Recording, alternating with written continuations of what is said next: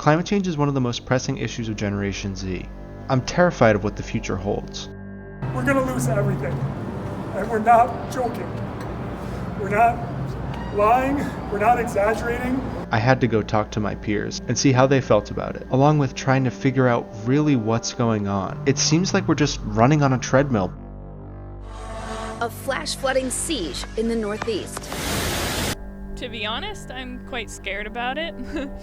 More than 7 inches of rain in just a few hours. The Western Hemisphere's busiest subway system shut down. And I saw everyone's response to COVID and how, no matter how in your face it was, there was still a large group of people that just didn't care. And it was like, well, okay, if that's how people are going to feel, then that's how they'll also feel about climate change, even when the world's on fire. With yet more intense heat in the US this week, forest fires in many western states can be seen from space.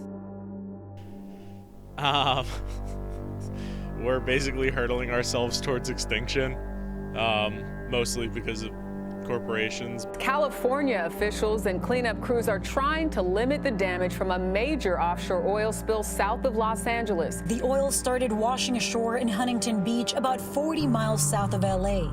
The crude killing wildlife and threatening nearby wetlands. It definitely does kind of scare me, honestly. Without people like us trying to make a change, I don't think there would be. Check this out, world. We are the generation that says enough is enough and will be heard. We will have a seat at the table.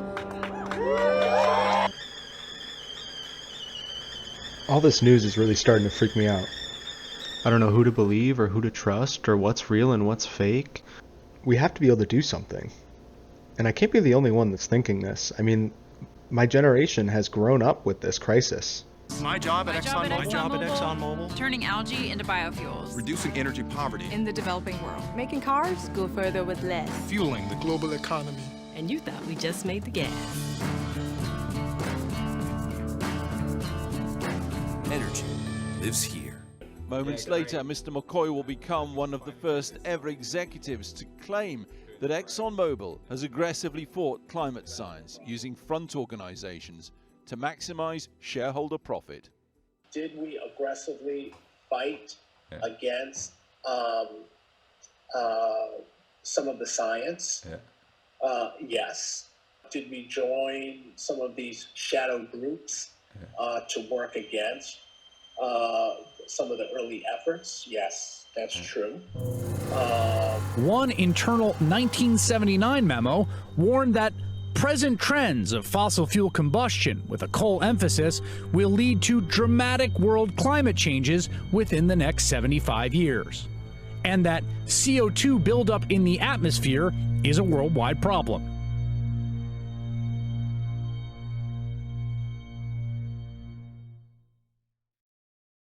The first time I ever really thought about climate change was I was in like 3rd grade, and they gave us a library presentation about climate change. I think it was freshman year is when I really learned about it. Someone brought it in, and I was like, wow, like it's really like changing, like the world's changing in a really negative way. I was aware of it as a concept like 10 years ago when they taught us about Jimmy Carter in middle school, and they said that he was this crazy peanut farmer, but he was right.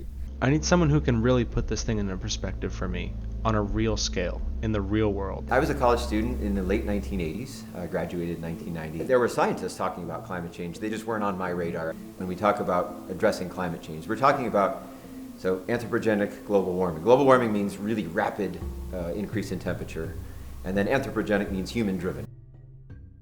You know, a change of 1 degree Celsius over 100 years, that's not normal.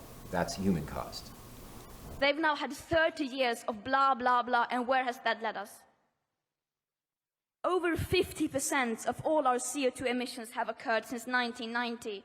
She's right, we've been waiting for too long. What are our leaders doing? Aren't they the ones that are supposed to be fixing issues like this? I think the Environmental Protection Agency, in many instances, has gone to an extreme. Right now, the biggest help the federal government could be would be to get out with some of its regulations. One of our most urgent projects is to develop a national energy policy.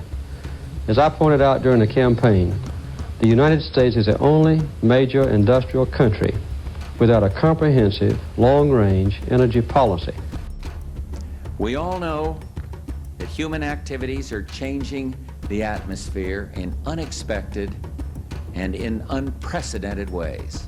Therefore, this spring, the United States will host a White House conference on science and economic research on the environment. I am very pleased that the United States has reached a truly historic agreement with other nations of the world to take unprecedented steps to address the global problem of climate change. The Kyoto Protocol was fatally flawed in fundamental ways. We do not know how much effect natural fluctuations in climate may have had on warming. We do not know how much our climate could or will change in the future. We do not know how fast change will occur, or even how some of our actions could impact it. But we do know. We had known for 30 years at this point. What is the deal? What is stopping people from taking this seriously? 2 weeks ago in Paris, I said before the world that we needed a strong global agreement to accomplish this goal. An enduring agreement that reduces global carbon pollution and sets the world on a course to a low-carbon future. A few hours ago, we succeeded. We came together around the strong agreement the world needed. We met the moment. The United States will withdraw from the Paris Climate Accord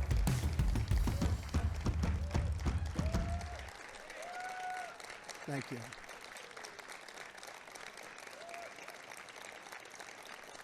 Thank you. My mom's a boomer. We love her, but like she's definitely a boomer and she's got that boomer energy. And it took me a year of nagging her to finally convince her to get a recycling bin. Because I think a lot of people, the older generation, they just feel like it's not going to affect them. It takes youth to be on the front lines. It takes us to put our bodies on the line. The trauma, everything. And yet we're still being overlooked like we're nothing. People versus fossil fuels.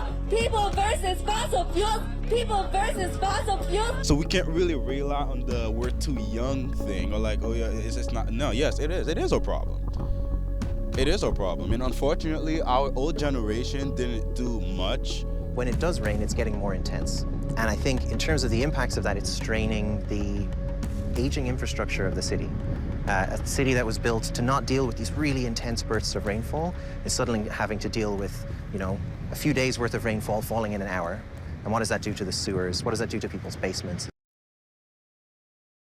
Since plastic is made out of oil and natural gas, plastic companies sprang out of existing fossil fuel corporations and their hot cousins, the chemical industry. And the nightmare lobby industry group, the Society of the Plastics Industry, was born. And I'm pretty sure that's the last we'll be hearing of them in this video about how the plastic industry scammed America. If the public thinks the recycling is working, then they're not going to be as concerned about the environment. With people like this running around, I can see why we get nothing done. What do we do? I honestly can't say. I don't think I know enough to like definitively say like, oh, this is what we have to be doing. We as a society need to figure out why we use what we use, what we can use differently, and how to incentivize the people in power to either get something from it or see that it's a better idea in the long term, even if they lose money. But I honestly don't even know that that'll happen. So we have to get off fossil fuels. I mean, we have to get away from fossil fuels. There's no way around that. There's no technological fix. We just have to get off them. That's a lot harder than it seems. 5 of the 10 largest corporations on Earth are fossil fuel companies.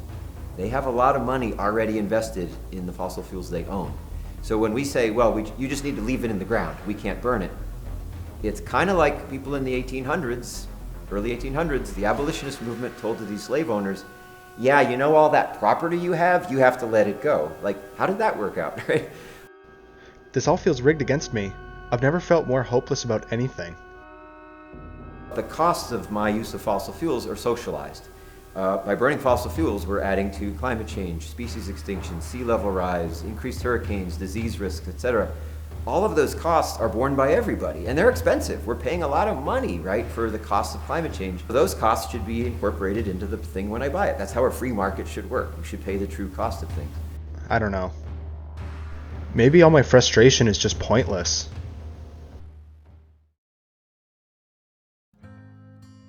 How do I stay hopeful when times get tough? Well, you know, I basically just like appreciate the smaller things.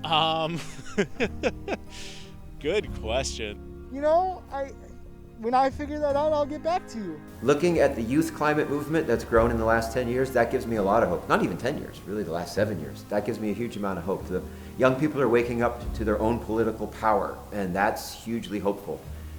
So those are on the good days. But I also look at what happened with COVID, and I gotta be honest, I've never been more discouraged about the future of addressing climate change because I've watched what happened with COVID. No matter how in your face it was, there was still a large group of people that just didn't care. We have people believing total misinformation, spreading nonsense that's like bogus nonsense, even though this thing threatens their personal health or at least their family members they may love. And it was like, well, okay, if that's how people are gonna feel, then that's how they'll also feel about climate change even when the world's on fire. Climate change asks far more of us than COVID does. And climate change causes us to confront some really large corporations on Earth in a way that COVID doesn't cause us to. So I'll be honest, when I see how we've behaved with COVID as a species, and especially as Americans, I don't have a lot of hope that we can really address climate change. I pray. Instead of looking at what we're losing and like get hopeless in like the fight, I like look at what we have and I start to like pinpoint like my fight on like preserving what we have. I feel hopeful for the people my age that we're gonna do some stuff. Try and be respectful to other people, you know, it's all you can really ask. And just try to be a positive person and just try to spread that positivity to others. As much as I hate to see future generations suffer, I know that I'm only going to suffer for 80 years at least in the grand scheme of the world. I think they're right. I mean, how much really can I do beyond trying to be a better person and, you know, do my best to make the world a better place? Climate change is an existential threat, but I can't solve it by myself, so I have to stop trying. But we have to be the ones that change something.